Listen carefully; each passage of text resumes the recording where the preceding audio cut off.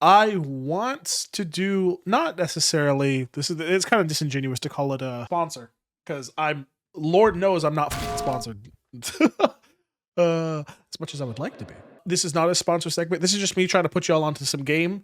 As we all know, I actually have gotten a new camera. The camera that we're currently on right now is brand new. As we can see, the quality is back up to how it used to be. My previous camera broke. I previously had a Sony camera. Quickly out of nowhere, I was like, oh my goodness, I have to find a replacement. I didn't have the money at the time to be able to afford a genuine replacement for the camera. So I was looking at a whole bunch of 4K webcams, and I'm not gonna lie, I bought a few off of Amazon. A lot of them were extremely bad. This is the Elgato 4K webcam. It is around $200. You can probably get it on sale for Black Friday right now. I wouldn't doubt it. But this Elgato webcam was a lifesaver. I'm not gonna lie. I've tried multiple 4K webcams, and I'm not gonna lie, I didn't really like them.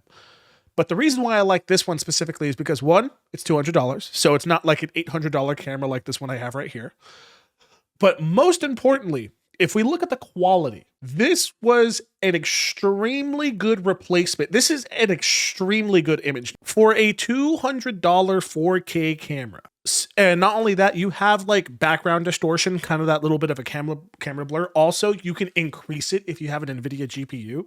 The reason why I like this one so much is because the Elgato 4K webcam actually has DSLR-esque type of settings. So what that means is that you can adjust the aperture, you can adjust the ISO, you can adjust the white balance. Basically everything that I can do on this camera that I'm pointing at right now and I'm staring at, I can do that on this webcam. You're not going to find a webcam that has the color grading as an $800 camera. You're just not going to do that. But I will say, for $200, this is an extremely good camera. So what I'm going to be doing is I'm going to show you guys not only what it looks like inside of the Elgato Camera Hub, which is the integrated software that comes with the actual webcam, but also what it looks like in OBS once you get everything set up. So when you do get the camera, you will go ahead and download Elgato Camera Hub. If we were to open it up, this is the webcam. Now, at first, it's not going to look exactly like this for a couple of reasons, which we'll get into. But the first one is you can see all of the settings this camera does have. You can see the frame rate is a little choppy. That's because I specifically have it downscaled to 30 FPS. But if you enjoy 60 FPS, I personally enjoy 30, but you can scale it up to 60. And now, look at this. We get a smooth camera. You have a lot of options on the left. And the problem is that this camera is good and bad in the sense that it behaves similar to that of an actual DSLR camera. All of these settings is something you probably wouldn't see on a regular webcam. Maybe the picture contrast and all this, but the exposure and the white balance, that's not something that you would necessarily see. So your camera's not going to look good straight out the gate, specifically because you have to format it as if it was a real camera. These are my settings right here. I have it specifically zoomed in. You can change exactly where it goes. Look at that. Wee. But you can specifically change exactly where it goes.